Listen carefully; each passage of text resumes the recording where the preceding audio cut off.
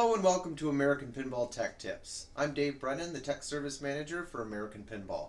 Today I'm going to be going over Oktoberfest troubleshooting, particularly for unwarranted multiballs.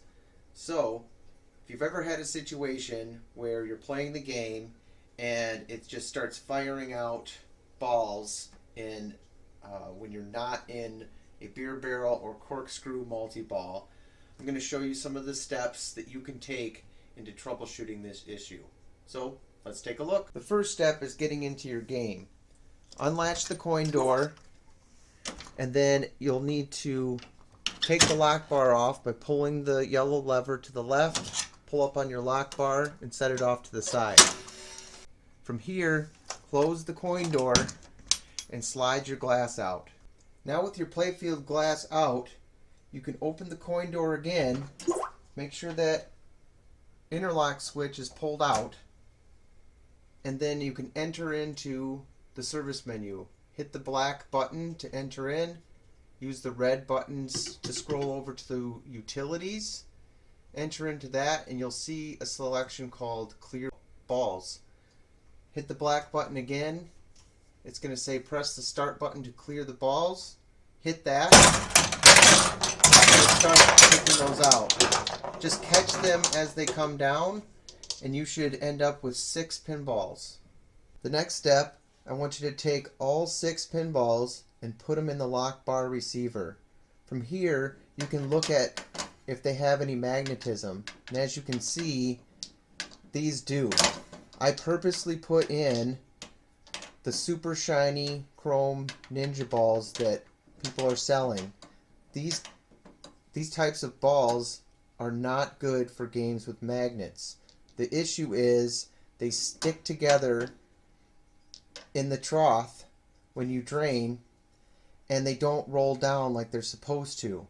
And then it confuses the game and it doesn't know what to do, and then it'll start firing out pinballs when you don't want it to. So we recommend using standard carbon steel pinballs in your games with magnets.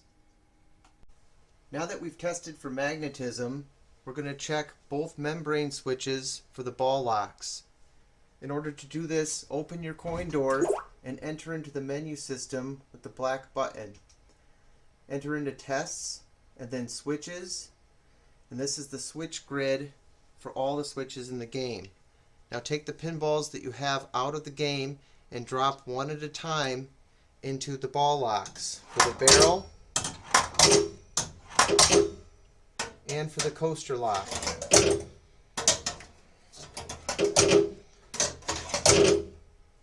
All of your switches will light up bright green, indicating that they're working.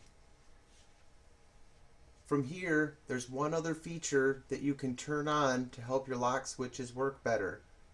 Hit the green button to back out to the home screen, and then use the red buttons to scroll over to settings, enter into that, and then feature settings, which is the auto head icon, and then you want to scroll down to a feature called lock switch compensation. You need to have the latest Oktoberfest code installed in order to have access to this feature. All factory settings in American Pinball games are highlighted bright green, indicating that those are factory. In order to change it, you hit the black button to select it, use the red button to scroll over, and hit the black button again to save the change. The change will change to white, indicating that this is changed from factory. If your lock switches aren't working, or one of them isn't registering in switch test, you can go to american-pinball.com and go to the store, and you'll want to click on all products, and in here you'll find you can filter and go to switches, and you'll find the membrane switch.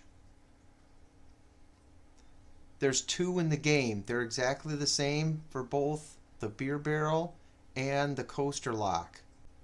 This switch is an adhesive backed switch, so in order to change it you have to peel up the existing switch and then remove any of the sticky backing that's left behind with some alcohol.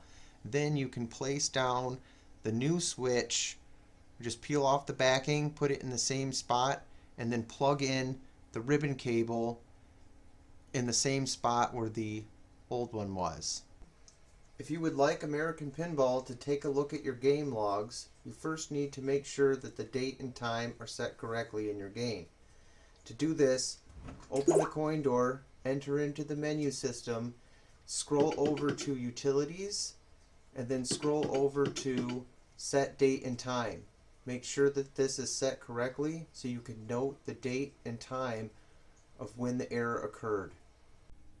Now that your date and time is set on the game, while you're playing, as soon as you see the error happen, you want to swing open the coin door immediately, take a blank USB stick and plug it into the USB extension cord that you would use normally for code updates. What that's going to do is it will automatically download the game logs. From there you can email them to the service email at the bottom of the screen. From there we can review what's going on in the game. If you have any questions along the way or anything that I haven't covered in this video, feel free to reach out to me at the service email or phone number listed at the bottom of the screen. Thanks for watching.